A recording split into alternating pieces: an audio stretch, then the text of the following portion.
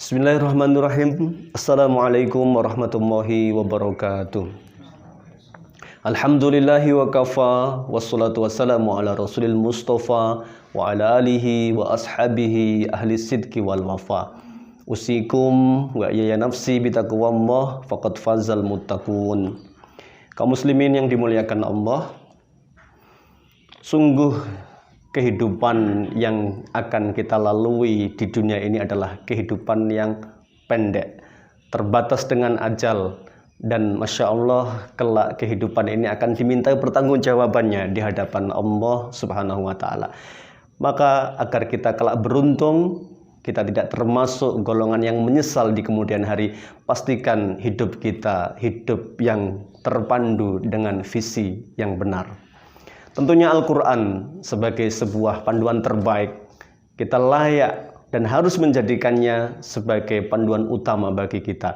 Bukankah Rasulullah SAW meninggalkan kita dua wasiat, meninggalkan kita dua peninggalan yang terbaik? Taraktu fikum amroini ma ing tamassaktum bihima lang tadillu abadan. Aku tinggalkan dua hal yang ketika dua hal ini kalian ikuti, kalian pegangi, kalian pelajari, lan tadillu abadan, kalian tidak akan sesat selamanya. Pertama adalah kitabullah, yang kedua Al-Quran.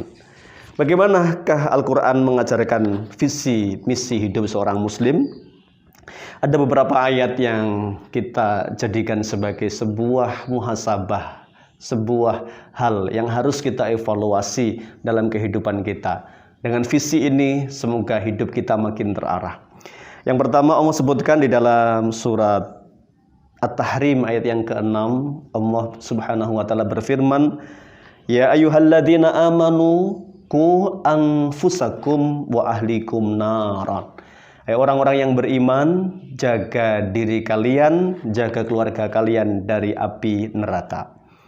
Maka visi hidup seorang muslim yang pertama adalah bagaimana seluruh sisi aktivitasnya dalam rangka menjauhkan diri dan keluarganya dari api neraka. Terutama kita para kepala keluarga, para bapak, para ayah, bebannya cukup berat kita. Yang pertama, menjaga diri kita dari api neraka. Itu sudah sebuah beban yang luar biasa beratnya. Apalagi tambah beban yang kedua, wa ahlikum naron, jaga keluargamu dari api neraka. Maka setiap aktivitas di rumah, pastikan aktivitasnya adalah aktivitas yang diridhoi oleh Allah Subhanahu wa Ta'ala. Kepala rumah tangga memastikan bahwa semua aktivitas anak dan istrinya adalah aktivitas yang mendatangkan keridhaan Allah Subhanahu wa Ta'ala. Maka tarbiyah yang mendasar bagi keluarga adalah bagaimana mengajarkan yang pertama, melakukan kewajiban dalam agama dengan benar. Salat sebagai barometer sebuah amalan yang mana Rasulullah SAW menyebutkan awwalu ma yuhasabu bihil mar'u yaumal qiyamah as-shalah. Hal pertama yang akan dihisab dari seorang hamba di hari kiamat kelak adalah salatnya.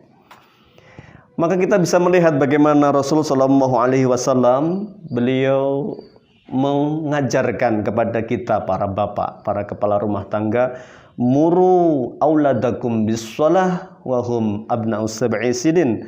Perintahkan anak-anak kalian untuk sholat ketika mereka sudah menginjak usia 7 tahun. Wadribuhum 'alaiha wa hum abna'u asyri sinin. Dan berikan pukulan kalau usia 10 tahun mereka belum mau melaksanakan sholat, belum tertib sholatnya. Mengapa sejak dini Rasulullah SAW memerintahkan anak-anak untuk sholat? Karena sebenarnya pendidikan dalam Islam ini harus ditanamkan sejak dini. Karena ketika anak-anak sudah tertata pendidikan sholatnya sejak dini, maka kelak ketika dia sudah akil, sudah balik, maka kita tidak lagi direpotkan dengan sebuah amanah mengajarkan kepada anak-anak kita untuk sholat. Itulah visi yang pertama. Ya, bagaimana dimulai menjaga keluarga dengan melakukan kewajiban-kewajiban. Yang pertama adalah masalah sholat. Yang kedua, ketika Allah menitipkan kepada kita anak-anak perempuan, maka tugas kepala rumah tangga adalah mengajarkan kewajiban kepada anak perempuan. Bil khusus adalah mengajarkan menutup aurat. Ketika Allah Subhanahu wa taala berfirman, "Ya ayuhan nabi, wahai Muhammad, kul katakan li azwajika kepada anak-anakmu, wa banatika, kul li azwajika katakan kepada istrimu, wa banatika dan anak gadismu, wa nisa'il mu'minin dan kepada istrinya orang-orang beriman, yudnina alaihinna min jalabibihinna, agar mereka menutupkan kain untuk menutupkan aurat mereka dengan jilbab mereka." Maka Masya Allah, kita bisa melihat dalam sejarah bagaimana wanita-wanita mukminah dengan bersegera mengambil kain apapun yang ada di sekitarnya untuk menutup auratnya.